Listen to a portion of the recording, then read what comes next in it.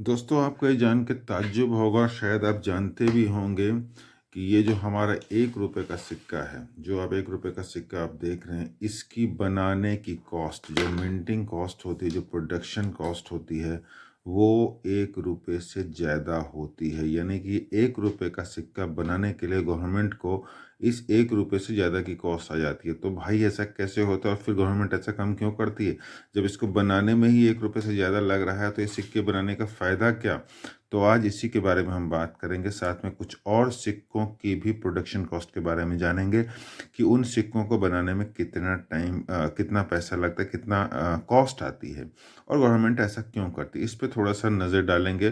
तो दोस्तों, वीडियो काफ़ी इंटरेस्टिंग होने वाला है। अगर आपको पता है, आप जानते हैं तो अच्छी बात है, नहीं तो इसमें काफ़ी नॉलेज मिलने वाली है। वीडियो को अंत तक देखिए और उसके बाद हम देखते हैं कि सारे कॉस्ट क्यों लगती है। और सबसे पहले शुरू करते हैं, जैसा कि मैंने बोला, 1 रुपए के सिक्के से। तो दोस्तों, ये है 1 रुपए का सिक्का और आप देख रहे हैं कि इसके पीछे स्टील का, जो मेटल का जो भी बना हुआ, इसकी कॉस्ट आती है भाई साहब गवर्नमेंट को 1 रुपए 11 पैसे। अब 11 पैसे गवर्नमेंट क्यों देती है एक्स्ट्रा, वो भी हम बात करेंगे। उससे पहले देख लेते हैं और दूसरे नोटों, दूसरे सिक्कों की क्या कॉस्ट आती है। तो भाई साहब, ये आ गया आपका 2 रुपए का सिक्का।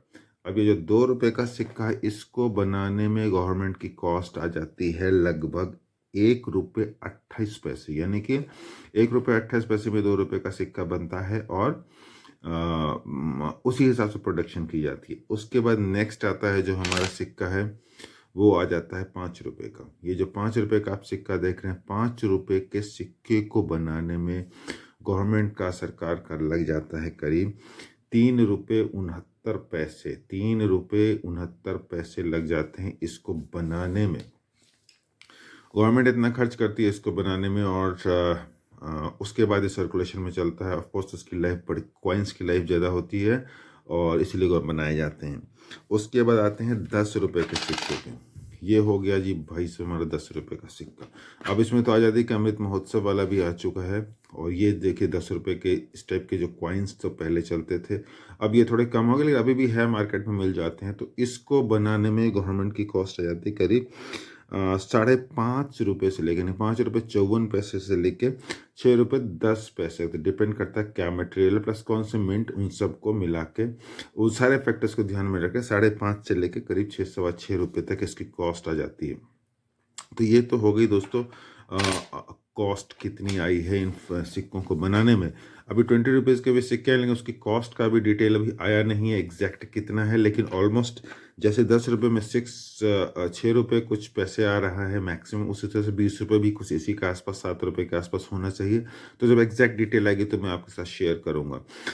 तो इसके बाद बात करते हैं कि एक 100 रुपये का नोट, जैसे कि मान लीजिए एक 100 रुपये का नोट है, इसको बनाने में कितना आता है। भाई गवर्नमेंट जो नोट छाप रही है, 100 रुपये का नोट को बनाने में इसकी प्रोडक्शन, प्रिंटिंग, डिस्ट्रीब्यूशन और स्टोरिंग, सारी चीज़ों को मिला के लगभग 15 से 16 रुपये पड़ जाता है एक नोट को बनाने में। तो भैया नोट की बात हम बाद में करेंगे, लेकिन ये है कि इसको बनाने में भी अच्छा खासा कॉस्ट आता है और गवर्नमेंट ये सारा बेयर करती है। तो अब सवाल ये है कि कॉइन ज़्यादा पैसे दे के क्यों बनाए जाते हैं, मतलब 1 रुपये का कॉइन, जैसे एक रुपये का कॉइन में इसकी कॉस्ट से ज़्यादा आती है, क्यों आती है और गवर्नमेंट क्यों करती है। तो भाइयों, मैं सबसे पहले बता दूं, इसके पीछे 2-3 रीज़न तो बड़े कॉमन है।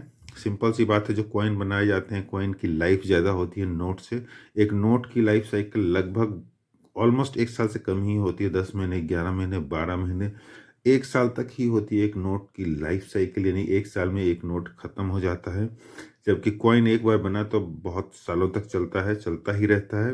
ऑलमोस्ट 50 साल, 100 साल पुराने सिक्के आप देख रहे होंगे जो हम दिखाते हैं इन चैनल पे, तो सिक्के बहुत दिन तक रहते हैं। और सिक्के जो होते हैं हमारे socio economic condition, development plus बहुत सारी चीज़ों को बयां करती है, इसीलिए सिक्के छापे जाते हैं। ये तो एक वैलिड रीज़न हुआ। दूसरा रीज़न है कि जहाँ पे आजकल डिजिटल करेंसी का जोर है, जो कि आप जानते ही हैं, हर जगह डिजिटल पेटीएम, एटीएम, फ़ोन पे, क्या क्या होता है। कितना भी कुछ हो जाए भाई साहब, लेकिन सिक्के और नोट को कोई डिजिटल करेंसी रिप्लेस नहीं कर सकता। आप पहाड़ों जंगलों में चले जाइए, मेरे साथ तो कई बार हुआ है भाई। लोगों ने डिजिटल करेंसी लेने से मना कर दिया। ऐसी ऐसी जगहों पे मैं गया हूँ जहाँ पे कई बार नेटवर्क नहीं आता है, ना आपका पेटीएम चलेगा ना आपका कार्ड चलेगा, तो भाई वहाँ पे सिर्फ कैश चलेगा, कैश और सिक्के चलेंगे। तो ये भी एक रीज़न है कि गवर्नमेंट को कैश और सिक्के तो इशू करने ही करने हैं। अब आते हैं सबसे अहम बात कि भाई ज़्यादा पैसे खर्च करके, 1 रुपये 11 पैसे खर्च करके गवर्नमेंट ये सिक्के क्यों बनाती है 1 रुपये का। तो दोस्तों मैं बता दूं, इसका इकोनॉमिक रीज़न है। जो सिक्के होते हैं गवर्नमेंट द्वारा इशू किए जाते हैं और आरबीआई को सर्कुलेशन का राइट होता है। तो इंटरनल जो डेफिसिट होता है, बजट का जो डेफिसिट होता है, उसको मेंटेन करने के लिए गवर्नमेंट जो है सिक्के छाप देती है। तो जो इंटरनल डेफिसिट होता है उसमें थोड़ी सी कमी आ जाती है, रिकॉर्ड पे कम दिखता है कि उतना डेफिसिट नहीं हुआ जितना एक्चुअल में होता है, क्योंकि ये जो सिक्के होते हैं ये आरबीआई के एसेट्स होते हैं। तो गवर्नमेंट को उसे मेंटेन करने के लिए सिक्के छापने ही, सिक्के बनाने ही पड़ जाते हैं। ये एक सबसे बड़ा रीज़न होता है सिक्के छापने का। उन रीज़न के अलावा जो मैंने अभी बताया, कन्वीनियंस होता है, बहुत दिनों तक चलता है, वो सब तो है ही। साथ में ये एक बड़ा रीज़न होता है क्योंकि अभी कुछ दिन पहले बात आई थी कि अभी एक के सिक्के भी बंद हो जाएंगे या नहीं चलेंगे, नहीं छपेंगे नए, लेकिन तब भी नए छापे गए। और तो और आज़ादी का अमृत महोत्सव वाले एकम सिक्के भी छापे गए, जिसका लिंक मैंने ऊपर दे दिया है। तो सिक्के छापने का ये रीज़न होता है, सिक्के बनाने का ये रीज़न होता है, इकोनॉमिक रीज़न है।